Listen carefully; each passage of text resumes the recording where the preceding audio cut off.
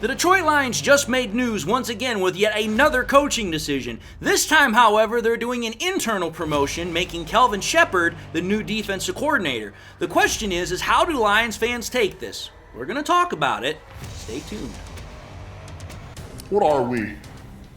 What makes us what we are and what we're going to be? It's grit. It's what we started with last year, guys. Doesn't matter if you have one ass cheek and 3 toes. I will beat your ass. Can definitely compete with the big dogs. 10-5 end zone touchdown Detroit Lions. You guys are unbelievable, man. I'm telling you. We are driven by Detroit. Hello, Detroit Lions friends, fans, and family members. Welcome on back to yet another episode of MCM Motor City Mania. I'm your host, David T. Pike. And as always, we're diving on in. My friends, I'm going to tell you something right now. As I said in the intro, it has now been made official. The Lions are promoting linebacker coach Kelvin Shepard to become the next defensive coordinator of the Detroit Lions. Now, there's a reason why this episode took a little bit longer than what I would have initially done, because I did have the ability to push out this episode as soon as it became available as far as the news was concerned. But one thing I try my best not to do is to make an episode as soon as I hear news, because chances are my knee-jerk reaction is not going to be the most correct one. And the reason why I say that is because when you take a look at this decision, there is a number of ways you can take it. And the best way I can describe it, at least with this particular situation, is that you could either look at this situation and be happy about it, you could be upset as hell about it, or you could be confused. And that is why I decided to wait a little bit, think through it a little bit, and also seek a little outside counsel. Now, what do I mean by that? I called my dad. My dad is not exactly as vocal about football as I am, but I do listen to him. I do talk to him quite a bit. And my father was able actually to give me a couple of different perspectives that I did not actually think of. And having put that together, I came up with this viewpoint that I'm going to have in this episode. So let's just think about it from all three perspectives. The easiest perspective to talk about would be the positive one. And the reason why is because let's just call it for what it is. The internal promotion of Shepard to the defensive coordinator role is about as seamless of a transition as you're possibly going to have. Why is that the case? Well, let's understand some prior history here. Number one, Kelvin Shepard has been with the Detroit Lions going back to when Campbell and, Holmes and Glenn first got here. So, Kelvin Shepard is very much aware, very much acquainted, very much familiar with how this team runs and how the culture is. So there is absolutely no need to get him up to speed on that. Quite literally, he is already in the driver's seat and knows that. Second, speaking of Glenn, the other thing we have to understand here is that Glenn himself specifically stated that when it came to Kelvin Shepard, he was grooming him, he was mentoring him to become a defensive coordinator. Now, with the fact that everybody already knew that Glenn was going to be going somewhere to become a head coach this year, it would make a lot of sense if you're trying to find somebody to maintain the process, to maintain internal familiarity and internal structure. If Glenn has said that this guy has been being mentored by him for, I would say, at least the last 2 seasons to become a defensive coordinator, what more of a seamless transition could you possibly have than to give it to the guy that has been quite literally been trained to make this job? So from that perspective, makes a hell of a lot of sense. And then finally, let's consider the position that Kelvin Shepard has been in with the Lions. He's been the linebackers coach. I played linebacker. Linebackers are the quarterbacks of the defense, with the main guy, the middle linebacker, the head honcho, because usually he's the guy that calls the plays. Hence the reason why they wear the green dot. Well, let's think about this here for a minute. If Kelvin Shepard has been the linebackers coach ever since he's gotten here in Detroit, with the exception of 2021, he was the outside linebackers coach, but he's been dealing with the linebackers for the last 4 years. He knows how this defense is supposed to run, supposed to operate. Because while linebackers can't do everything, they know what everybody's job is. Just like the quarterback, he can't run routes, he can't run the freaking ball like the running back, and he can't block. But he knows everybody's assignment. He knows what they're supposed to do. Same thing for linebackers. So, for Kelvin Shepard being the linebacker coach, he should, in theory, know virtually everything about how this defense is already supposed to be ran. So again, there is very little of a transitional period that you're going to have to go through with Shepard as the new defensive coordinator. So, that's the positive perspective. Now, let's talk about the other one, which would be the flip side of that coin, the negative perspective. This one's also a very easy one, because I can tell you this right now. For those that were upset about how long Glenn was in charge, this is going to come across as a Glenn 2.0 move. Because if you take a look at what I just said, Glenn mentored, Glenn built him to be the natural successor to when he left. So in theory, you're getting a Glenn 2.0 with Kelvin Shepard. That's not something that a lot of people are going to want to hear, because their thought process is, hey, why would we go with Kelvin Shepard when you've got guys like Robert Saleh, you've got Ron Rivera, you've got Rex Ryan, you've got all of these guys who have been defensive-minded coaches forever and a day? Why would you go with him when you've got a guy like Saleh who has been in Michigan, understands the whole culture from that perspective? Why would you go with Shepard?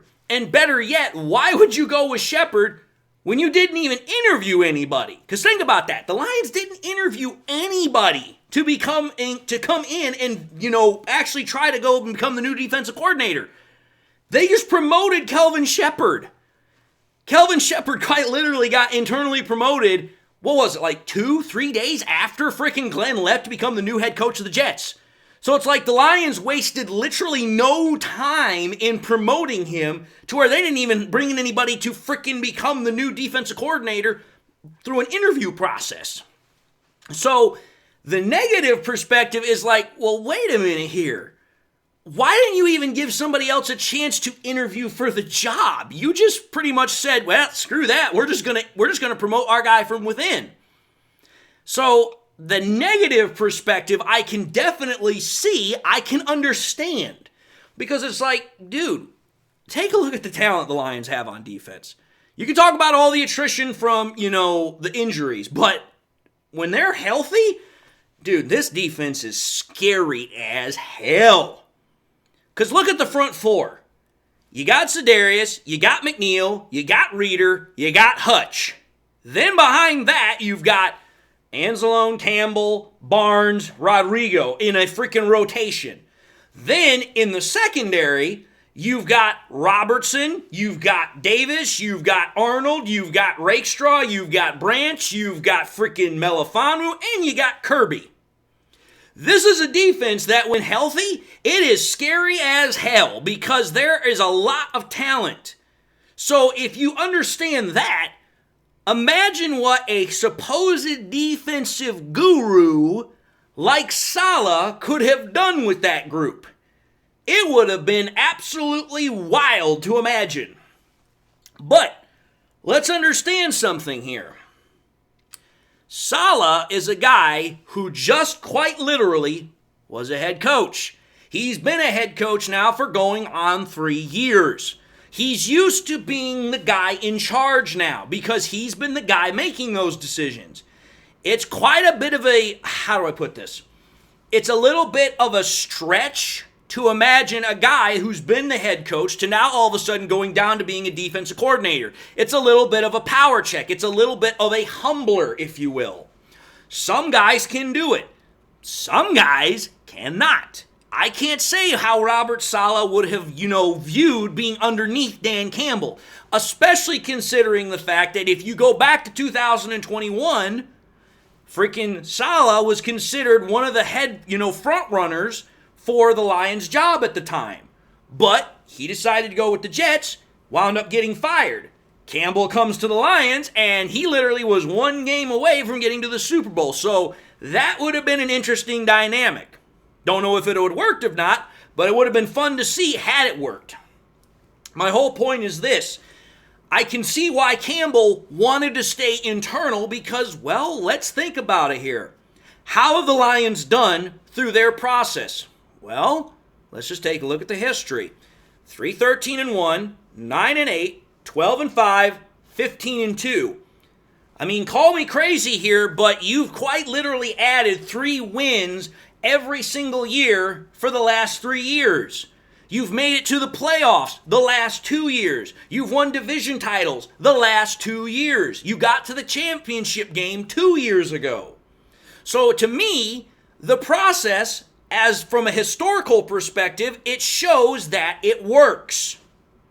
Now, if you're trying to then say, well, that's great, grand, and glorious, but by making freaking Glenn's disciple the new defensive coordinator, you're not really changing anything. So that might make some people upset. But let's understand something, folks. Go back to the first 5-6 weeks of the season before Hutch got injured. This defense was killing people. Before it literally went all to hell in a handbasket and we started losing all these guys due to attrition, our defense was one of the better defenses. In fact, I would say it was a top 10 defense. And if you go back to when we were doing all those episodes, the stats show it.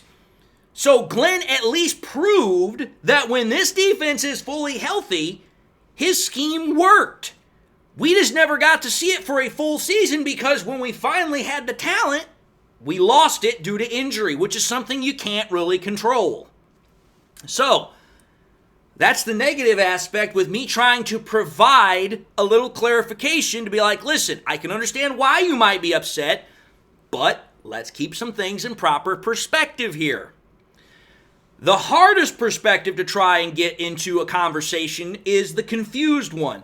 Because again, I can understand why some people would be confused about this move because, again, like I said, the Lions didn't even bring anybody in to try and interview for the job. They just literally cut everything off at the pass and said, nope, we're going right with Kelvin Shepard, and that's the end of it. That is not something that typically happens, especially for a job as big as a defensive coordinator. And especially considering the fact that Kelvin Shepard has not called plays ever before. That's going to be another big one that's going to confuse a lot of people is because if you take a look at Kelvin Shepard's coaching record, he's only been coaching since 2021. And that was at first as an outside linebacker coach, as I stated, but then as a linebackers coach. So think about it. This guy has never had any increase in responsibility as a coach. He's never been a run game coordinator. He's never been a pass game coordinator on defense. He has just solely been a linebackers coach. So you haven't even given this guy an increase in any sort of, responsibility on defense. But he goes from being the linebackers coach to now he is the full-blown defensive coordinator. That is going to confuse a couple of people because it's going to be like, we are at this point where we are trying to compete for Super Bowls. So you would think, if you're confused, that you would want the best guy available for the job. Well, here's what I'm going to try and tell everybody. Typically, those that are going to be confused about this, I hate saying this, but it's the truth. Those that want to think that way are typically trying to think that they know more than the coach. If you're confused, you're going to try and think that you know more than Campbell or know more than Holmes, who actually run the organization. Well, let's call it for what it is. How Campbell and Holmes have ran this organization, it's been pretty damn spot on because, well, let's think about it here. Holmes is damn near hit on almost every single draft pick of, noteworthiness. So that's number one. Number two, let's also take a look at how Campbell has assembled his coaching staffs. The only two really bad coaching hires, well, no, can't say two, have to say three. The only three bad coaching hires I can think of off of the top of my head: Anthony Lynn, Aubrey Pleasant, and Dre Bly. That's it. Considering all the position coaches, considering all the coordinators, considering all the responsibilities that Campbell had as far as making sure his staff was complete, making sure everybody was on the same page, to only have truly three bad coaching hires, that shows that Campbell knows what he's doing. So if you're going to say, oh, trust the process, let Brad cook, let them do this, let them do that, you have to trust them here too. So I understand it might be confusing. I understand that it might not be something you like. But let's call it for what it is. Have or have not the Lions front office, Sheila, Spielman, Barry Sanders, Campbell, Holmes, the whole nine yards, have they or have they not earned our trust? I mean, think about it. You go from 3-13-1 to 15-2 in 4 years. I think they've earned our trust. I think we can give them a little bit of a leash now, don't you think? So, I understand it's not exactly the flashiest signing, I understand it's not the flashy news everybody was looking for, like a Robert Saleh. But there is a lot of sense in why the Lions made this move. And so for me, I'm going to trust it. I'm going to let it see itself play out because let's call it for what it is. If Kelvin Shepard comes in and you know what, this defense, it doesn't have the attrition problems like Glenn had, and we have the type of defense we had for the first 5 weeks, I'm going to tell you this right now. Ain't nobody going to give one rat's ass about this conversation here when we get to that point freaking 8 months from now. Ain't nobody going to care. All they're going to be like is, oh, hey, it worked. We're moving on. So it's like, yeah, you can talk about questioning it right now, and that's totally fine. But until we actually have rubber meets the road, boots on the ground, you're not going to know. So you know what? Campbell and Holmes, they've proven thus far they're worth trusting. So I'm going to trust them. You should too. Now, if you can't do that, I can understand that. But point of the matter is like it or not, Kelvin Shepard's the new defensive coordinator and ain't going to change. So, having said that, I'm going to end this episode and say thank you all for watching yet another episode of MCM Motor City Mania. If you like what you saw, by all means, highly encourage y'all to watch the next episode. Also encourage y'all to do one of these three things: like, comment, and subscribe to the channel. If by chance you subscribed in the past and forgot to do so at the time, I want to highly encourage y'all, please make sure you do this as well. Hit that bell notification icon if you forgot to do so that way you guys never miss any more content I push out. Also encourage y'all, please, to share this content with your Lions friends and family members. Share here on YouTube, Twitter, Facebook. Share it wherever and anywhere you possibly can. The more we share it, the greater the channel can grow and spread. And with that being said, I hope you all found something out of this content that you truly liked, you truly enjoyed, and hopefully you learned something. Whether this is your first time watching, you guys have been watching for a long time, I truly, truly hope you guys found something out of that, and pardon me, my hand just hit my desk. And with that having been said, make sure you guys don't lose anything in your life that truly makes you happy. Find whatever you can to make you happy, because it's truly the one thing in life that is very, very, very much valuable. In fact, it's invaluable. And with that being said, God bless, my friends, and until the next time we meet, I'll see you all in the next episode.